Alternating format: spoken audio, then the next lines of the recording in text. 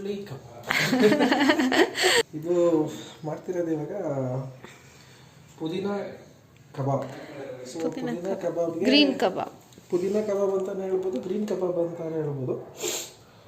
Very simple ingredients. ಇದು ಇವತ್ತು ಮಾರ್ಕೆಟಲ್ಲಿ ಹೋಗಿ ತಂದಿರೋಂಥ fresh green vegetables and chillies. So first ಮೇಯ್ನಾಗಿ ಇದಕ್ಕೆ ಬೇಕಾಗಿರೋವಂಥದ್ದು ಅದಕ್ಕೆ ಚಿಕನ್ ನೀಟಾಗಿ ತೊಳೆದು ವಿತ್ ಸ್ಕಿನ್, ಕ್ರಿಸ್ಪಿ ಕಬಾಬ್ ಬರೋದಕ್ಕೆ ಅಂತ ವಿತ್ ಸ್ಕಿನ್ ಚಿಕನ್. ಆಮೇಲೆ ಕಬಾಬ್ಗೆ ಬೇಕಾಗಿರೋಂಥ ಮೇನ್ ಇಂಗ್ರೀಡಿಯೆಂಟ್ಸು ಫಸ್ಟು ಪುದೀನ ಮತ್ತು ಕೊತ್ತಂಬರಿ, ಕಲರ್ಗೋಸ್ಕರ ಫ್ರೆಶ್ ಆಗಿರೋವಂಥ ಪಾಲಕ್ಕು, ಆಮೇಲೆ ಹಸಿಮೆಣಸಿನ್ಕಾಯಿ, ಶುಂಠಿ, ಬೆಳ್ಳುಳ್ಳಿ, ಡ್ರೈ ಇಂಗ್ರೀಡಿಯೆಂಟ್ಸು ಸ್ವಲ್ಪ ಜೀರಿಗೆ, ಸೋಂಪು, ಪೆಪ್ಪರ್ ಪೌಡರು, ಚಕ್ಕೆ ಲವಂಗನೂ ಹಾಕ್ಕೊಬೇಕಾಗುತ್ತೆ. 2 ಚಕ್ಕೆ, ಆಮೇಲೆ 2 ಲವಂಗ. ಗರಂ ಮಸಾಲ ಬದಲು ಇದನ್ನು ಹಾಕ್ಕೊಬೋದು. ಇವಾಗ ಇಷ್ಟು ಇಂಗ್ರೀಡಿಯೆಂಟ್ಸ್ನು ಮಿಕ್ಸಿ ಒಳಗಡೆ ಹಾಕ್ಕೊಂಡು ರುಬ್ಕೊಬೇಕು. ಫಸ್ಟು ಡ್ರೈ ಇಂಗ್ರೀಡಿಯೆಂಟ್ಸ್ನ ಕೆಳಗಡೆ ಹಾಕ್ಕೊಂಡ್ರೆ ಒಳ್ಳೆಯದು, ಮಿಕ್ಸಿಗೆ ಸಿಗುತ್ತೆ, ಕೇಕ್ ಸಿಗುತ್ತೆ ನೀಟಾಗಿ. ಬೆಳ್ಳುಳ್ಳಿ ಮುಂದಾಗ ಹಾಕಬೇಕಾಗುತ್ತೆ. ನಾನ್ ವೆಜ್ ಐಟಮ್ಗೆಲ್ಲ ಬೆಳ್ಳುಳ್ಳಿ ಮುಂದೆ ಇದ್ದರೆ ಚೆನ್ನಾಗಿರುತ್ತೆ ಟೇಸ್ಟ್. ಮೆಣಸಿನ್ಕಾಯಿ, ಪಾಲಕ್, ಪುದೀನ, ಕೊತ್ತಂಬರಿ mix. Fine paste, rough paste. Fine paste ಅಂದರೆ ಒಂದು ಟೇಸ್ಟು, ರಫ್ ಟೇಸ್ಟ್ ಅಂದರೆ ಪೇಸ್ಟು. ಸದ್ಯಕ್ಕೆ ಫೈನ್ ಪೇಸ್ಟಾಗಿ ಸ್ವಲ್ಪ ನೀರು. ಇದು ಬಿಸ್ಲರಿ ಅಲ್ಲ, ಕಾವೇರಿ ವಾಟ್ರು. ಕಾವೇರಿ ವಾಟ್ರ್ ಹಾಕೊಂಡ್ರೆ ಟೇಸ್ಟ್ ಚೆನ್ನಾಗಿರುತ್ತೆ. ವಾಟ್ರಲ್ಲೂ ಟೇಸ್ಟಾ? ಮಿನರಲ್ಸ್ ಜಾಸ್ತಿ ಇರುತ್ತೆ. ಬಿಸ್ಲರಿ ವಾಟರ್ ಮಿನರಲ್ಸ್ ಇರಲ್ಲ. ಓಕೆ, ಇದು ನನ್ನ ಟಿಪ್ಪು, ಯಾರಿಗೂ ಗೊತ್ತಿಲ್ಲ, ಸ್ಪೆಷಲ್ ಟಿಪ್. ಕಾವೇರಿ ವಾಟರ್ ಹಾಕೊಂಡ್ರೆ ಟೇಸ್ಟ್ ಚೆನ್ನಾಗಿ ಬರುತ್ತೆ.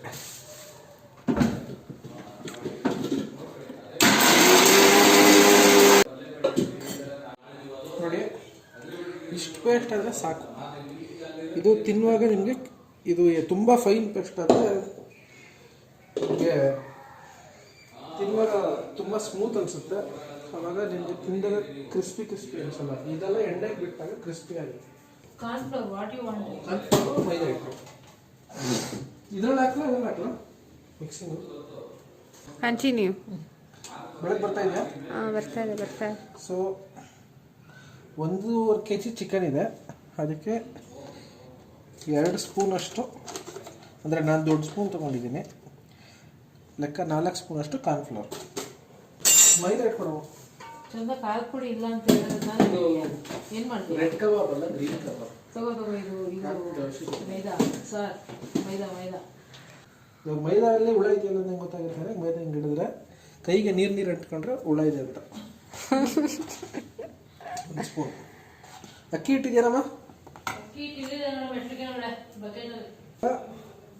ಕಾರ್ನ್ಫ್ಲೋರ್ ಹೋಗಿದೆ, ಮೈದಾ ಹಿಟ್ಟು ಹೋಗಿದೆ, ಅಕ್ಕಿ ಹಿಟ್ಟು ಹೋಗ್ತಾ ಇದೆ 1-2 ಸ್ಪೂನು. ಮತ್ತೆ ಹೇಳ್ತಾ ಇದ್ದೀನಿ, ಇದು 1.5 kg ಚಿಕನ್. ನಮ್ಮದು ಎಲ್ಲ ಕೈ ಹಿಡಿ. 1.5 kgಗೆ ಇಷ್ಟು ಊಟಕ್ಕೆ ಉಪ್ಪು ಬೇಕು. ಇನ್ ಕೇಸ್ ಕಮ್ಮಿ ಆಯ್ತಾರೆ ಹಾಕ್ಕೊಬೇಕು. ಒಂದು ಪುಡಿ ಉಪ್ಪಲ್ವ, ಅರ್ಧ kg ಅಂದರೆ ಸಾಕಾಗುತ್ತೆ. ಆಮೇಲೆ ಅರಿಶಿನ ಹಾಕ್ಕೊಬೇಕು. ಇದು ನಾಟಿ ಅರಿಶಿನ, ಮನೇಲೇ ಬೆಳೆದಿರುವಂಥ ಅರಿಶಿನ ಒಣಗಿಸಿ ಪುಡಿ ಮಾಡಿರುವಂಥ ನಾಟಿ ಅರಿಶಿನ. ಎಲ್ಲ ನಾಟಿನೇ, ನಾಟಿ ಸ್ಟೈಲ್, ಅದೇ ಆರೋಗ್ಯ. ಇವಾಗ ಇದು ಎಲ್ಲ ಡ್ರೈ ಪೌಡ್ರ್ ಪೇಸ್ಟು. ಇದೊಂದ್ಸಲ ಹಿಂಗೆ ಕೈ ಆಡಿಸ್ಕೊಂಬಿಟ್ರೆ ಅರಿಶಿನ ಮೈದಾ ಎಲ್ಲ ನೀಟಾಗಿ ಹಿಡಿಯೋದು. ನಾವೇನು ತರಿಯಾಗಿ ರುಬ್ಕೊಂಡಿದ್ದಲ್ಲ ಗ್ರೀನ್ ಪೇಸ್ಟು, ಅದನ್ನು ಇದಕ್ಕೆ ಮಿಕ್ಸ್ ಮಾಡ್ಕೊತೀವಿ. ಇದು ತುಂಬ ಟೇಸ್ಟಾಗಿರುತ್ತೆ. ನೈಟು ಗ್ಲಾಸ್ಗೆ ಜ್ಯೂಸ್ ಕುಡಿಯೋರ್ಗಂತೂ ಇನ್ನೂ ಚೆನ್ನಾಗಿರುತ್ತೆ. ಈ ಥರ ಪೇಸ್ಟ್ ಬರುತ್ತೆ. ನೀಟಾಗಿ ಎಲ್ಲ ಬ್ಯಾಟರ್ ನೀಟಾಗಿ ಇಟ್ಕೊಂಡು ನೋಡಿ, ಹಿಂಗಂದರೆ ಗಟ್ಟಿಯಾಗಿ ಪೇಸ್ಟಾಗಿ ಬರಬೇಕು. ಆವಾಗ ಚಿಕನ್ ಹಿಡಿಯುತ್ತೆ. ಇವಾಗ ಡೈರೆಕ್ಟ್ ಚಿಕನಲ್ಲಿ ನೀಟಾಗಿ ಗಡ್ಡಿಲ್ದಂಗೆ ಸೋರಿಸ್ಕೊಂಡು ಎಲ್ಲ ಚಿಕನ್ ಹಾಕಬೇಕು. ಮಿಕ್ಸ್ ಹಾಕ್ಕೊಂಡ್ರೆ ಮಿಕ್ಸ್ ಚಿಕನ್ ಹಾಕ್ಕೊಬೇಕಾಗಿತ್ತು. ಬರೀ ಬೋನ್ಲೆಸ್ಸು ಚಿಕನಲ್ಲಿ ಮೂಳೆ ಇದ್ರೇ ಟೇಸ್ಟು. ನೋಡಿ, ಲಿವರು, ಹಾರ್ಟು ಗುಂಡಿಗೆ ಎಲ್ಲ ಮಿಕ್ಸ್ ಇದು. ಆವಾಗ ಕೋಳಿ ಈಸ್ಕೊಂಡು ಕುಯಿಸಿ ತಂದು ನೀಟಾಗಿ ಕ್ಲೀನ್ ಮಾಡ್ಕೊಂಡಿರೋವಂಥ ಚಿಕನ್.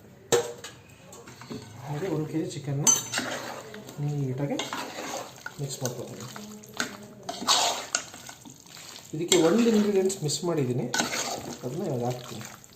ಮಿಸ್ಸಿಂಗ್ ಇತ್ತು, ಅದನ್ನು ಇವಾಗ ಹಾಕ್ತೀನಿ. ಇದು ಮನೆಯಲ್ಲೇ ಮಾಡಿರೋವಂಥ ಕಸೂರಿ ಮೆಥಿ.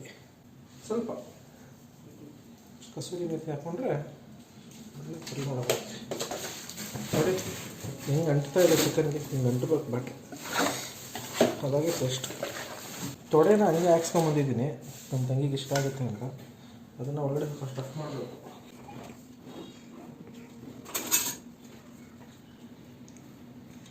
ತೊಡೆ ಕಟ್ ಮಾಡಿ ಈ ತೊಡೆ ಒಳಗಡೆ ಈ ಮಸಾಲೆ ಇರುತ್ತಲ್ಲ, ಮಸಾಲೆ ಎತ್ತಿ, ಯಾಕಂದರೆ ಒಳಗಡೆ ಹೋಗಲ್ಲ ಯೂಶಲ್ಲ ಮಸಾಲೆ, ಇದರ ಸ್ಟಫ್ ಮಾಡಿದ್ರೆ ಚೆನ್ನಾಗಿ ಹೋಗುತ್ತೆ.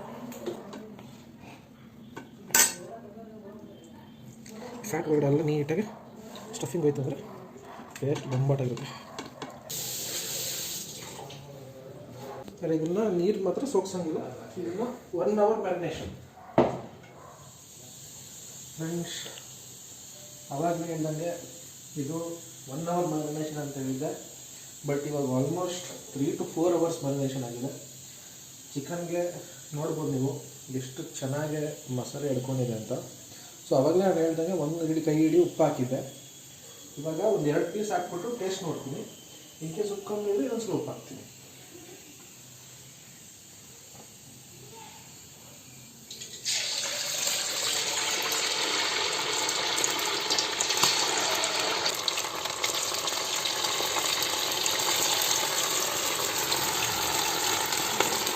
ಯಾವಾಗಲೂ ಕಬಾಬು ಅಥವಾ ಯಾವುದೇ ಥರ ಡೀಪ್ ಫ್ರೈಡ್ ಐಟಮ್ಸ್ ಮಾಡೋಲ್ಲ, ಈ ಥರ ಒಂದು ಇದು ತಗೊಳ್ಳಿ, ಎಣ್ಣೆ ಎತ್ತಕ್ಕೆ. ಸೊ ಎತ್ತಕ್ಕೆ ಈಸಿ ಆಗುತ್ತೆ, ಪ್ಲಸ್ ಸೇಫ್ಟಿನೇ ಇರುತ್ತೆ. ನೀವು ಚೂರು ತಳ ಹಿಡಿತಲ್ಲ, ನೀಟಾಗೆ ರೋಸ್ಟ್ ಆಗ್ತಾಯಿದೆ.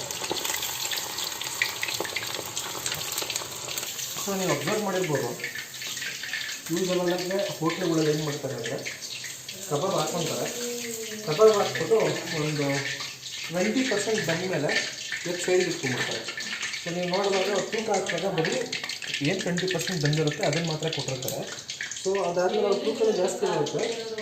ಸೊ ಅವ್ರಿಗೆ ಆಮೇಲೆ ಇದು ಇನ್ನೊಂದ್ಸಲ ಎಣ್ಣೆ ಹಾಕಿದಾಗ ಡಬಲ್ ರೋಸ್ಟಾಗಿ ಕ್ರಿಸ್ಪಿನೆಸ್ ಜಾಸ್ತಿ ಬರುತ್ತೆ. ಸೊ ಆವಾಗ ಬೇಕಾದ್ರೆ ಇನ್ ಕೇಸ್ ಅನುಕೂಲ ಇರೋರು ಈ ಥರ ಕಬಾಬ್ನ ಸಪ್ರೇಟಾಗಿ ತೆಗೆದಿಟ್ಟು ತಿನ್ನೋವಾಗ ಮತ್ತೆ ಹಾಕ್ಕೊಟ್ಟಾಗ ಕ್ರಿಸ್ಪಿ ಬರುತ್ತೆ. ನೋಡಿ, ಇದು ಆಚೆ ಎಣ್ಣೆಯಿಂದ ಆಚೆ ತೆಗೆದೆ. ಇವಾಗ ಇದ್ರ ಒಳಗಡೆ ಇರೋವಂಥ ಮಾಯಿಸ್ಟ್ ಕಂಟೆಂಟ್ ಎಲ್ಲ ಆಚೆ ಬಂದಿರುತ್ತೆ.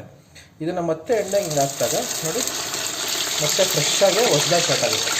ಸೊ ಇವಾಗ ಕ್ರಿಸ್ಪಿನೆಸ್ ಜಾಸ್ತಿ ಇರುತ್ತೆ, ತಿನ್ನುವಾಗ ಕ್ರಿಸ್ಪಿ ಇರುತ್ತೆ, ಒಳಗಡೆ ತುಂಬ ಜ್ಯೂಸಿ ಆಗಿರುತ್ತೆ ತಿನ್ನುವಾಗ.